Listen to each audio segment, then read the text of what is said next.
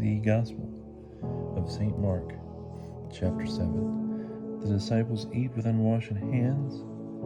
The commandment of God is transgressed by man's traditions,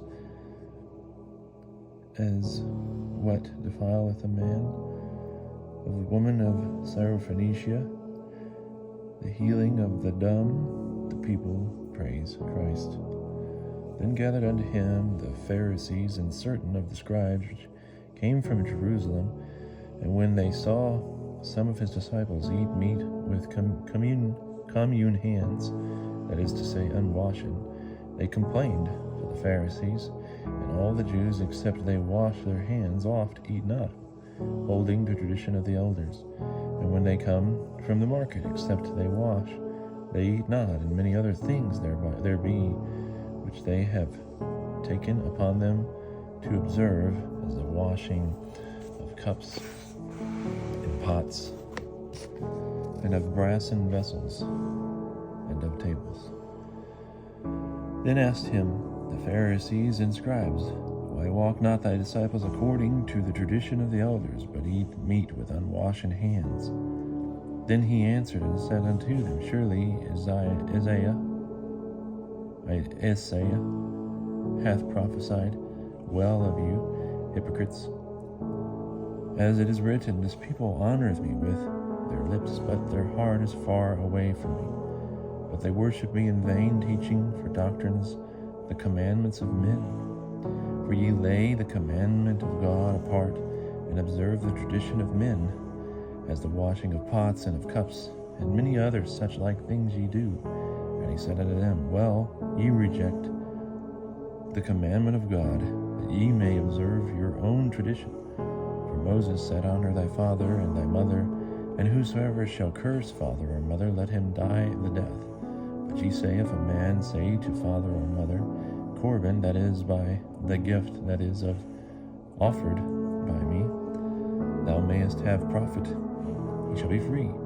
So ye suffer him no more to do anything for his father or his mother, making the word of God of none authority by your tradition which ye have ordained, and ye do many such like things.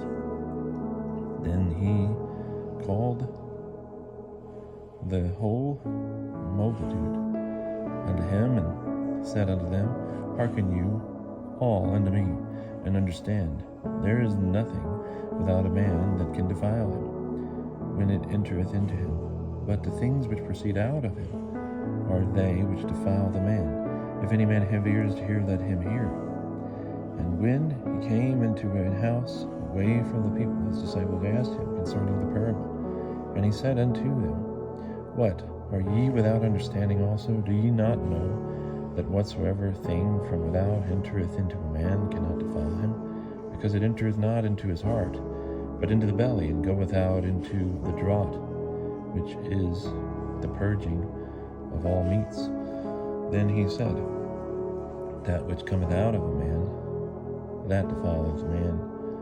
For from within, even out of the heart of men, proceed evil thoughts, adulteries, fornications, murders, thefts, covetousness, wickedness, deceit, uncleanness, a wicked eye, backbiting, pride, foolishness. All these evil things come from within, and defile a man. And from thence he rose, and went into the borders of Tyrus and Sidon, and entered into an house, and would that no man should have known, but he could not be hid. For a certain woman, whose little daughter had an unclean spirit, heard of him, and came and fell at his feet. And the woman was a Greek, a Syrophoenician by nation, and she besought him that he would cast out the devil out of her daughter. But Jesus said unto her, Let the children first be fed, for it is not good to take the children's bread and to cast it into whelps. Then she answered and said unto him, Truth, Lord, yet indeed the whelps eat under the table of the children's crumbs. And he said unto her, For this saying, Go thy way, the devil is gone out of thy daughter. And when she was come home to her house, she found the devil departed, and her daughter lying on the bed. And he departed again from the coast of Tyrus and Sidon, and came unto the sea of Galilee, through the midst of the coast of Decapolis. And they brought unto him one that was deaf and stammered in his speech, and prayed him to put his hand upon him. And he took him aside from the multitude, and put his fingers in his ears, and did spit, and touched his tongue. And looking up to heaven, he sighed, and said unto him, Ephphatha, that is, be opened. And straightway his ears were opened, and the string of his tongue was loosed, and he spake plain. And he commanded them that they should tell no man.